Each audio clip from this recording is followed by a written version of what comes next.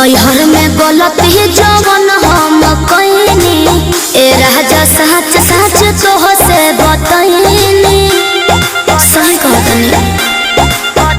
हाँ नैहर में गलती जवन हम कईनी ए राजा सच सच तोह से बतईनी।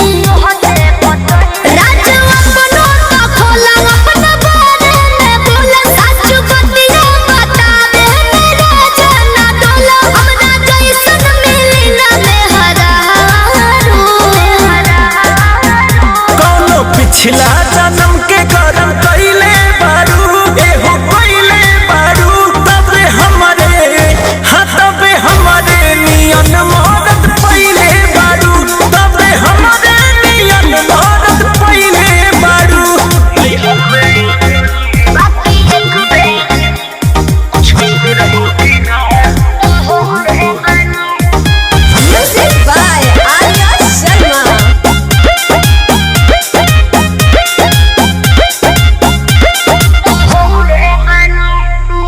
झूठो के करेला हमारा पे शौक हो ताके लो काहे के टोक हो।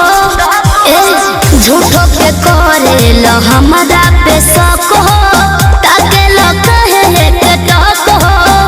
केहू बाटे तोहर यार सच पटा हमार लगे अभियो तू करेलू केहू से प्यार लगे अभियो तू करेलू। सच कैसे बताई सीने चिर के देखाई नहीं बात पोतिया लगे करके हम खाई जोनी लड़की बुझो हमके चालू। कौनो पिछला जन्म के कर्म कइले बारू तू तो कइले बारू तबे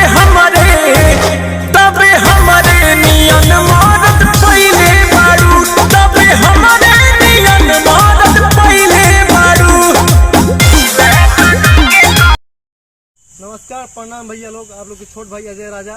मैं वो वीडियो आता डांस वीडियो और वीडियो के टाइटल है अंकुश राजा जी के गाना है हम कुंवारे में गंगा नैले वहीं पार्ट 2 भैया। और वीडियो को देखिए, लाइक करी, कमेंट करी, शेयर करी, सब्सक्राइब करी भैया। और बहुत धन्यवाद भैया, नमस्कार।